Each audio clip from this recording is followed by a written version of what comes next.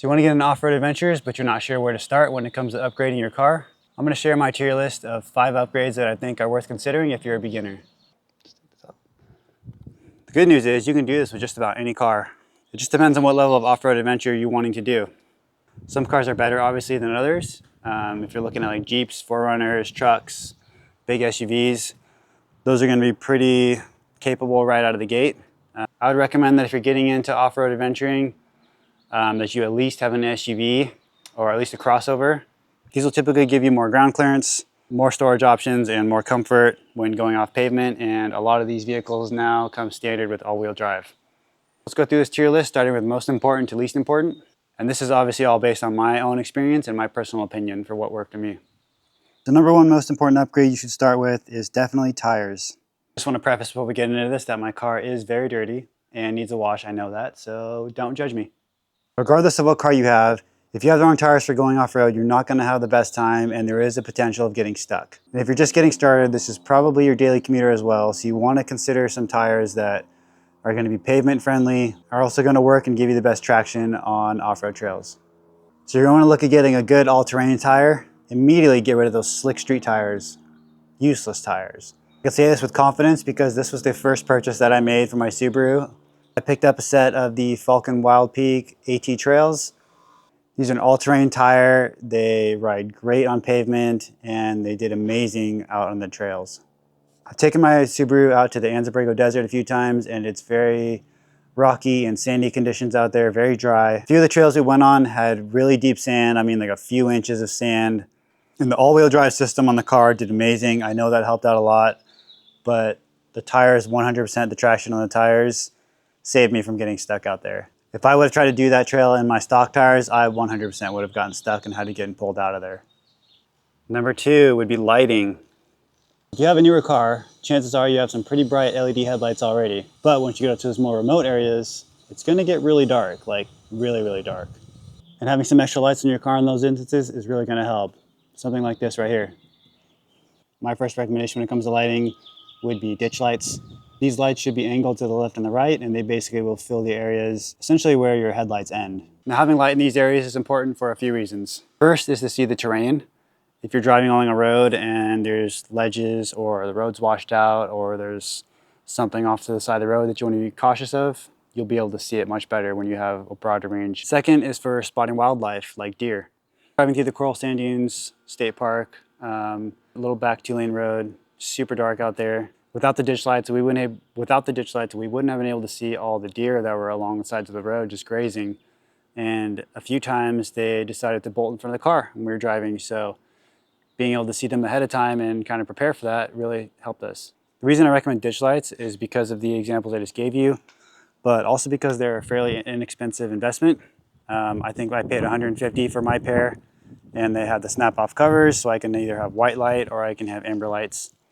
You can obviously spend upwards of $500 and more if you're looking at brands like Baja Designs, which are going to be better lights. We have them on the 4Runner and they're super bright, but they're also expensive, so something to consider.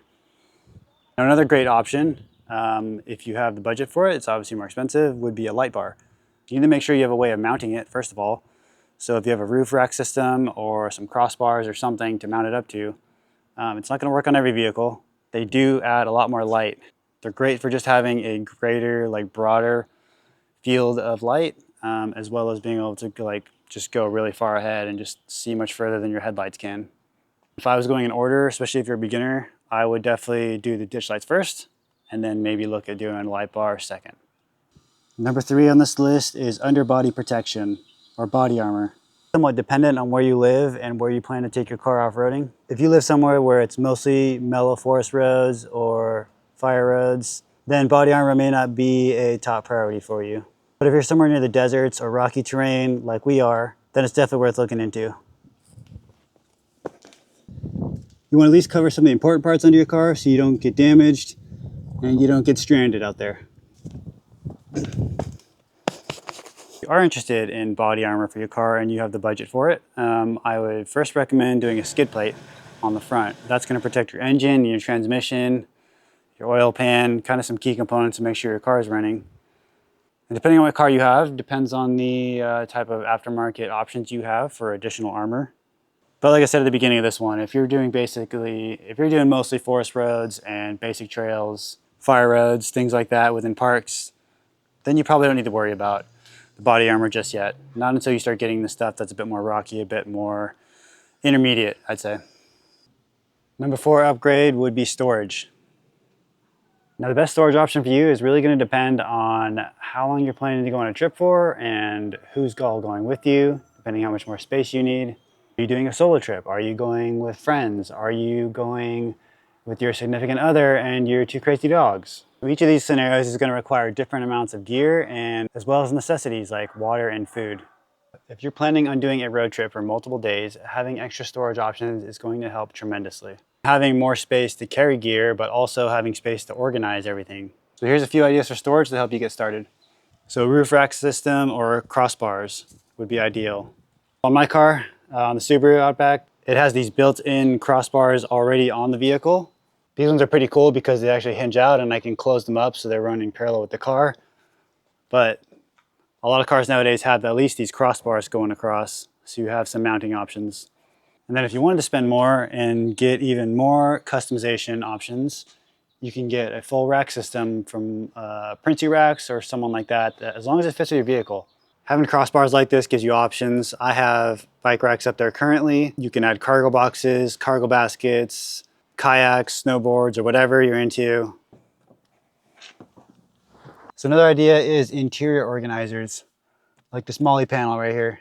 I did a whole video on this visor MOLLE panel, which I can link below. It's great to having quick access to small items that would get used regularly. I got a flashlight, pocket knife, seatbelt cutter for emergencies, and a multi-tool. Similarly to the MOLLE panel, I have this Carhartt backseat organizer.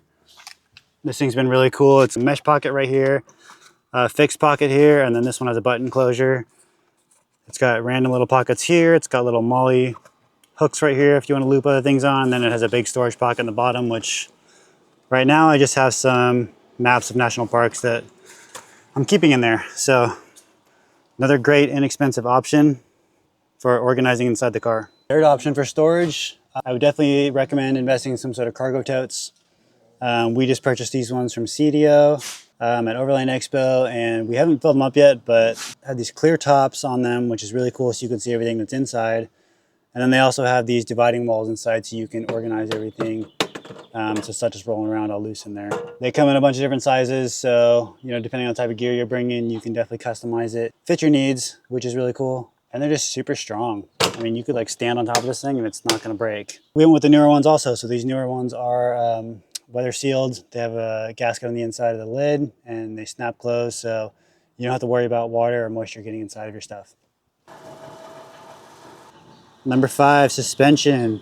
Put this one last on the list because if you're just getting into off-road adventures, you really don't need to worry about suspension until you start getting into more serious and technical terrains, or you start taking off-roading more seriously. Then you might consider suspension.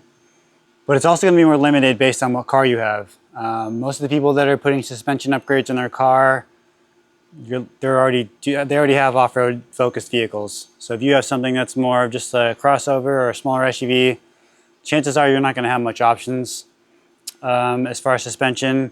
I'm sure you'll be able to find something, but it's not really going to be that necessary to get started. It's more of a nice to have kind of thing depending on your car. It's also going to be the most expensive thing to upgrade on this list. You're easily going to spend a few $1,000s on a new suspension system. The reason you want to consider it is because the stock suspension on most cars is generally stiffer and can feel a bit rough when you're on dirt trails. But it also works, and it's not going to stop you from getting out there.